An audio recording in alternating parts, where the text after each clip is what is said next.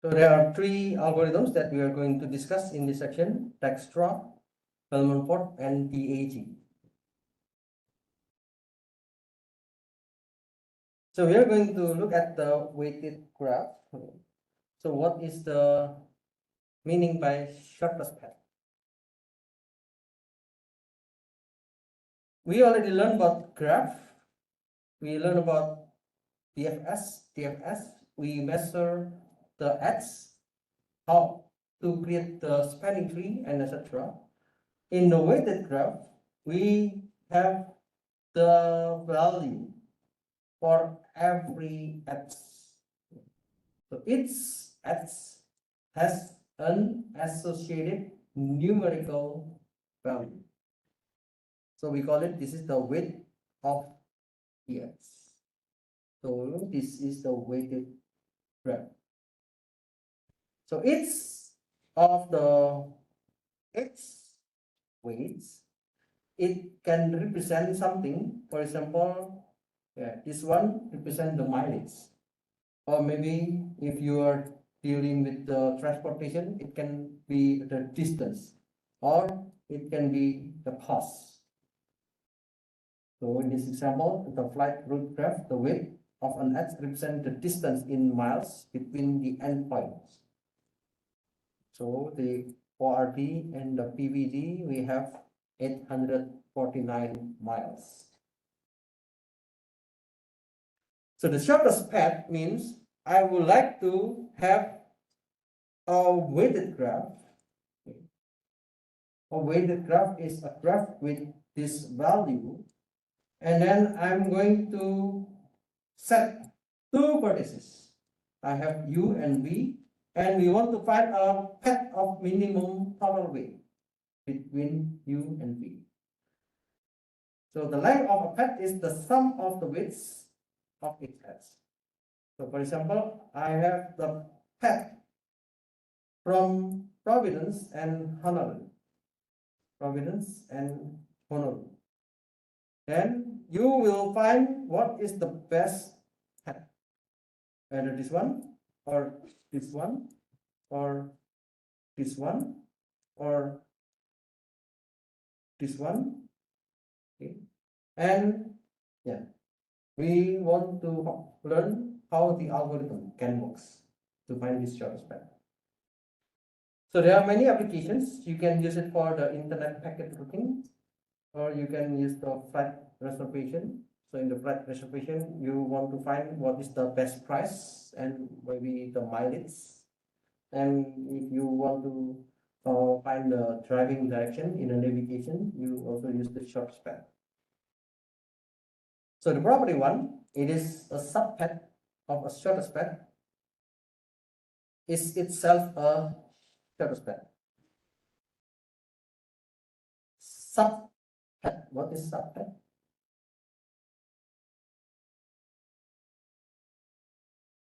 We know the set, yeah, set, and we have subset.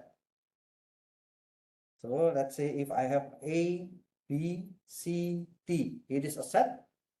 Then the subset will be, we can have A, yeah, this is the subset. We can have B, it is also the subset. We can have A comma B, it is the subset. We can have B comma C, it is the subset, and so on. Okay. So every combination of the element of the subset will be the subset. So it is also the same with the subpath. If we have the shortest path, then the subpath of the shortest path is the shortest path. So if I have from Honolulu to Providence, this is the path. So the subpath, this one, for example, I want to go from Honolulu to this airport, then this is also the shortest path. Okay. The property 2, there is a tree of shortest path from start vertex to all other vertices. So if I have the shortest path, so there will be a tree of shortest path from the start vertex to other vertices. So if I know this is the shortest path, then there will be a tree from this starting to other. There will be a tree to other. There will be a tree to other node. So for example, we can create the tree of shortest path from province from this. So let's see, this is the tree. So we can have this tree, and then we can have this tree like this one. Okay. So in this section, we are going to learn about three algorithms. The shortest path algorithm, which is the Dijkstra. This is the popular shortest path algorithm. And we are going to look at the Bellman-Ford. And there will be another one, which is the DAG. And in the next slide, in the other PPT, we are going to learn about the Floyd-Warshall. The Dijkstra algorithm is the shortest path from one node to all nodes. For the Bellman-Ford, it is the shortest path from one node to all nodes, the negative edges law. And then the Floyd-Warshall, it is the shortest path between all pairs of vertices and negative edges law. So the difference is when we are dealing with the Dijkstra, we will check from one node to all nodes. For the Bellman-Ford, so from one node to the all nodes. But for the Floyd-Warshall, we are going to check pair of vertices. So that's the only difference. Now let's check about the Dijkstra algorithm. So the Dijkstra algorithm is an algorithm to check the distance of a vertex P from a vertex S, and the vertex from S to V will be the shortest path. So the distance of a vertex P from a vertex S is the length of a shortest path between S and V. So we want to find the shortest path from S to V. And the Dijkstra algorithm computes the distance of all the vertices from a given start vertex. So the assumption is we have the graph which is connected. Okay. So every time we want to measure the shortest path or we want to find the spanning tree, so this is in terms of graph is connected. And for this one, for the Dijkstra algorithm, we assume that the edges are undirected. What is the difference between directed and undirected?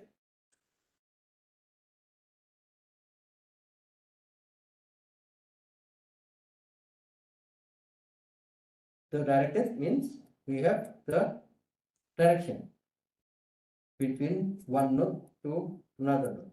If it is undirected, then there is no direction. And the assumption is the edge weights are non-negative. Non-negative, we can say it is positive. Okay. So if the edge is negative, we cannot use Dijkstra algorithm. So in the Dijkstra algorithm, they mentioned that they grow a cloud of vertices. A cloud of vertices, so we will upload the vertices from S, which is the starting point, and eventually covering all the vertices. So we start its vertex V, a label dV, representing the distance from V, the distance of V from S in the subgraph consisting of the cloud and its adjacent vertices.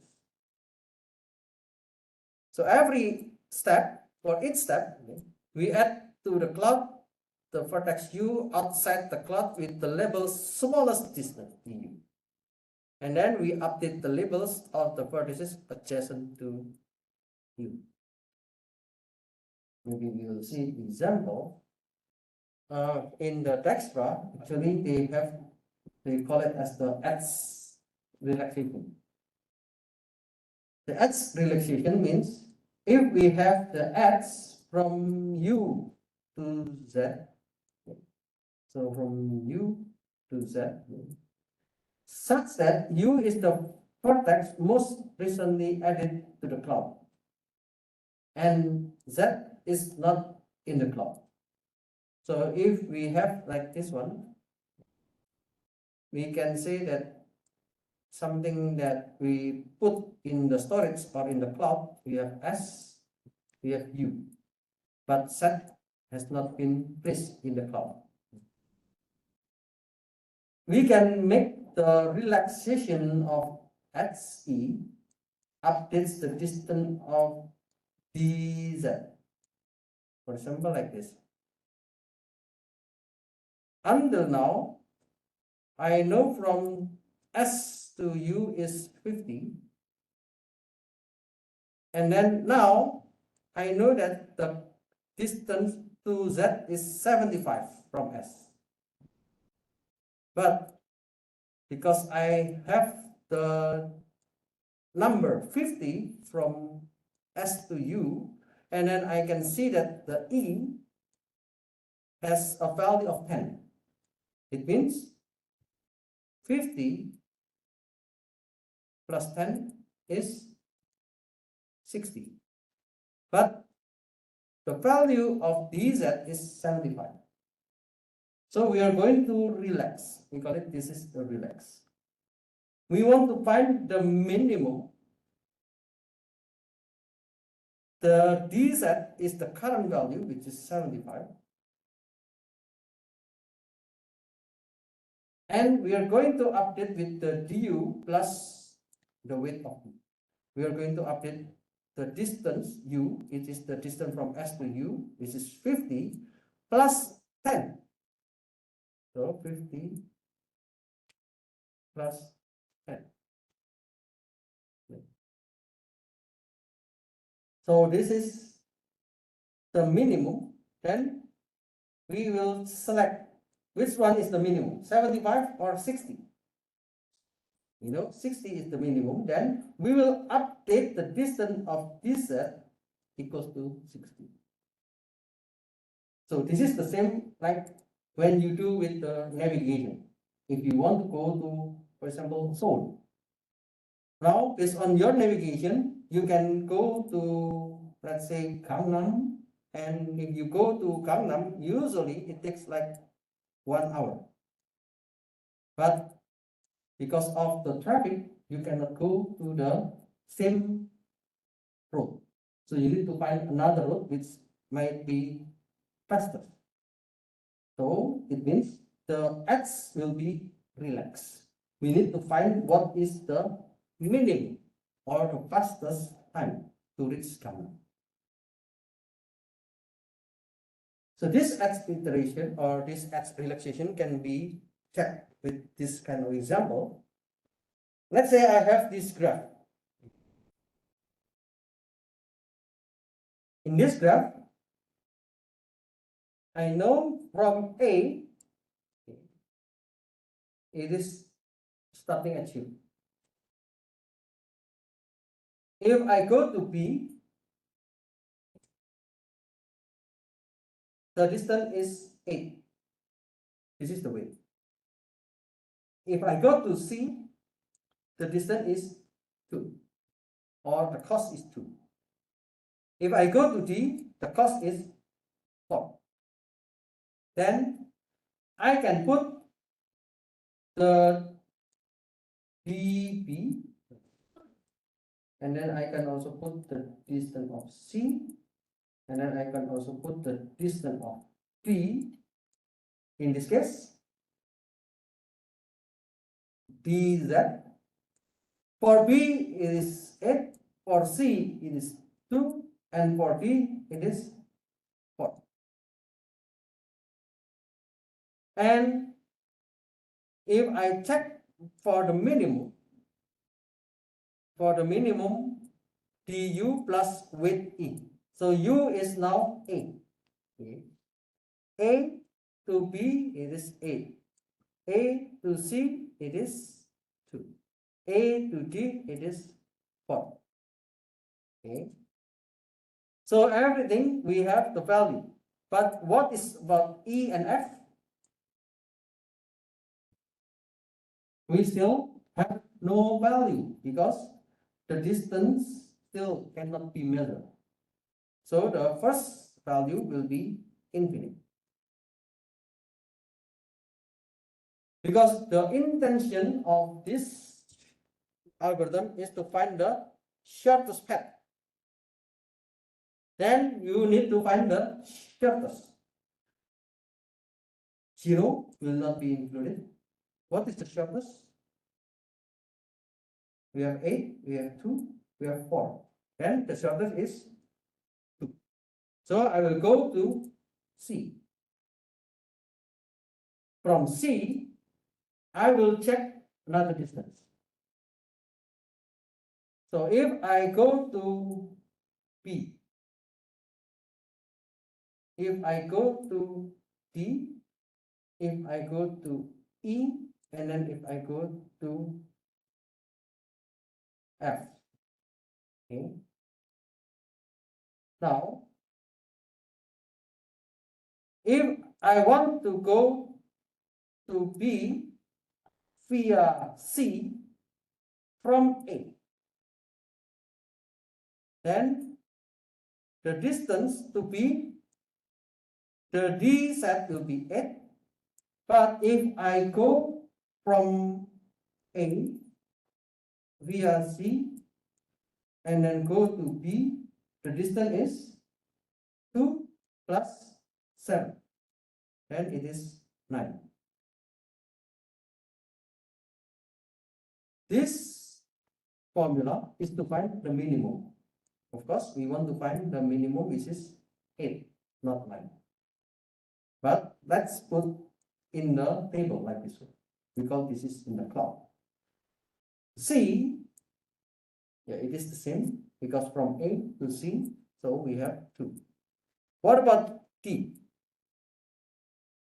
If I go to D from A, the distance is 4.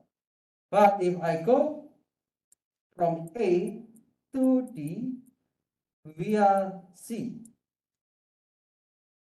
so I will have 2 plus 1. Then the result is 3. For the E, I don't have any information directly from A to E, but I have the information from A via C to E. And A, C, E, it is 2 plus 3, and we have 5. If I want to go to F, A via C to F, then it is 2 plus 9, and it is 11.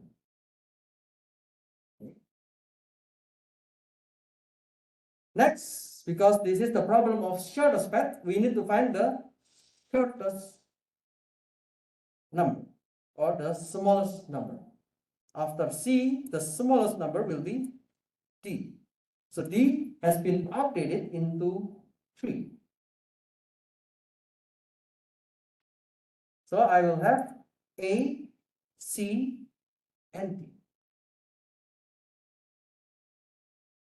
We know that now the D set has been updated into 3.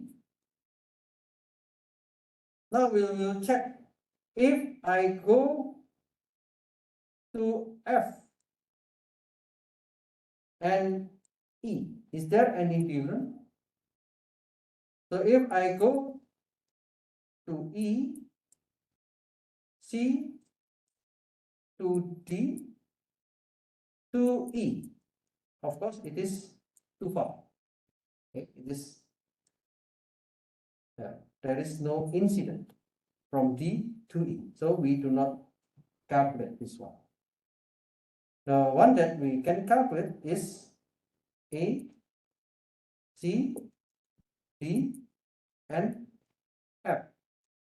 So if I calculate A, C, D, and F, you can say this one 2 plus 1 plus 5. So the result is 8. We will select the minimum. So if I go from A to C to F directly, the distance is 11. If I go from A and then C and then D and then F, the distance is 8. So I will choose of course the minimum, which is 8. Then I will have the minimum at this moment. 2 for the C has been visited, D has been visited. So the shortest path is the minimum among the nodes. So we will choose E. Now I choose A and then C and then D. Now I choose E.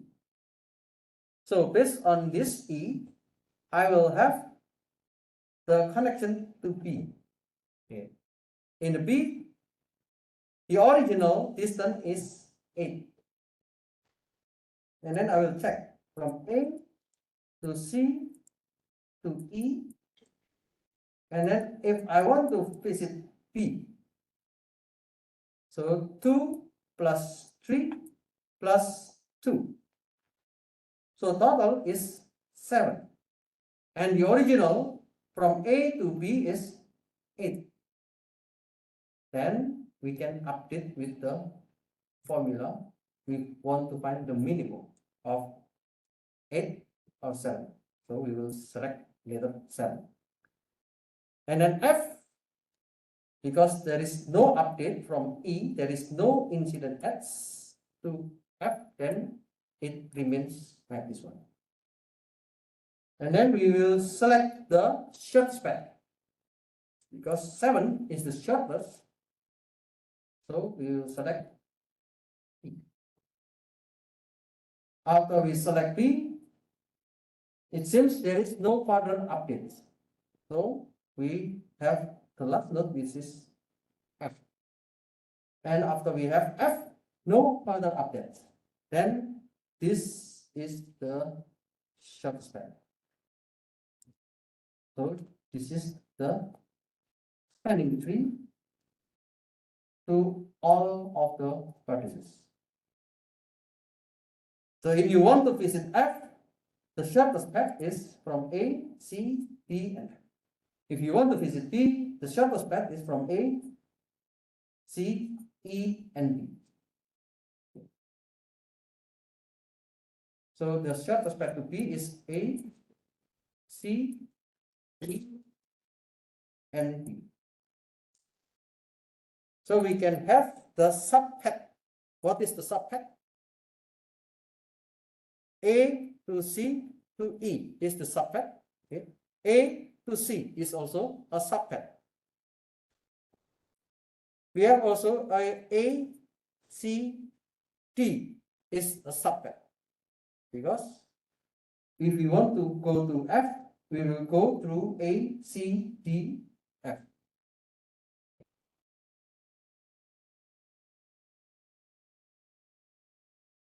So this is the algorithm. The shortest path, while Q is not empty, so in some of the literatures, they use priority Q. So the input is a weighted graph G with non-negative edge weights and a distinguished vertex S of G. So the length of the shortest path from S to V will be the output. So the ds will be initialized as 0 and the dv will be initialized as infinite for the first time. So we use the priority queue. If Q is not empty, then we will pull a new vertex U into the cloud. So as we see before, we will put all these nodes into the cloud.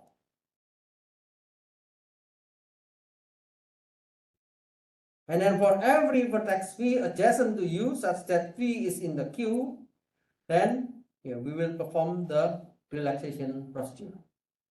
So the relaxation procedure means we want to find what is the minimum between the du plus weight of u comma v, whether it is less than the dv. So if it's less than dv, then dv will be du plus w u comma v.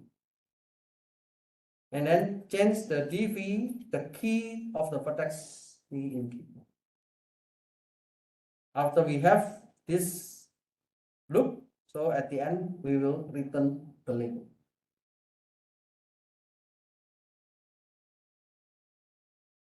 So in this Dijkstra algorithm, it is a graph, and we want to find all the incident edges once for every vertex.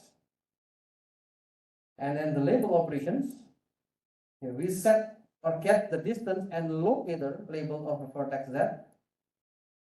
We have the big O, which is the degree offset. It means we have the vertex A, so we will set the distance according to the number of the edges of A. So it will do 1, 2, 3. So it will do 3 times according to the degree of this vertex.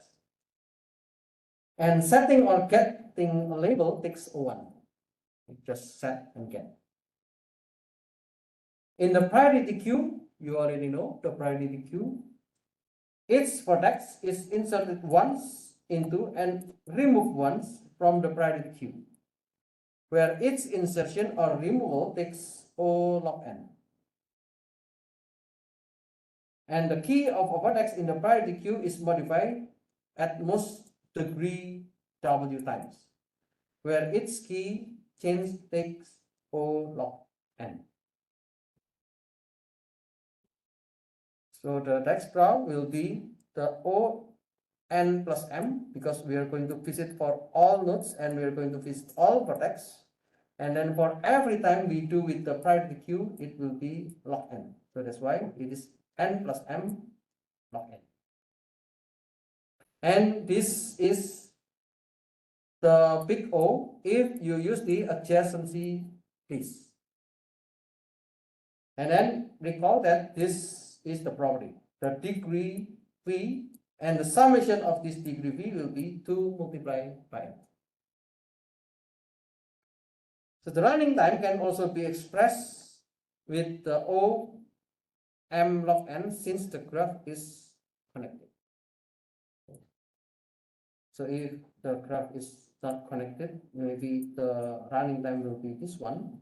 But if the graph is connected, we can say with this big O notation.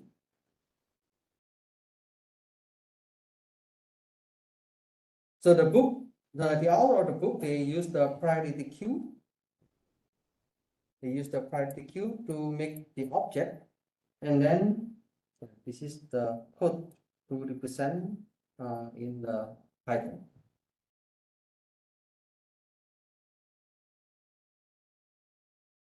So the Dijkstra algorithm, it is based on the greedy method. The greedy method means, we already learned in the concept of the algorithm, the greedy means I want to get more and more. In this case, I want to get the shortest and find the shortest more and more. So it adds vertices by increasing the distance. Suppose it did not find all the shortest distance. So let's say if we cannot find all the shortest distance, and let F be the first wrong vertex the algorithm process. So maybe this one is the wrong vertex when the algorithm try to calculate the distance. So when the previous node T on the true shortest path was considered, its distance was correct. Maybe when we calculate this one to D, we calculate this one to D, it is correct. But the HDF was relaxed. This one is relaxed. This one is relaxed. So if so long as the DF is higher than DF, DF, as long as this DF is higher than DD, then the distance cannot be wrong. So there will be no wrong vertex. So this is the assumption, and that's why in Dijkstra we should have the non-negative value. If you have one negative value, then Dijkstra will not work.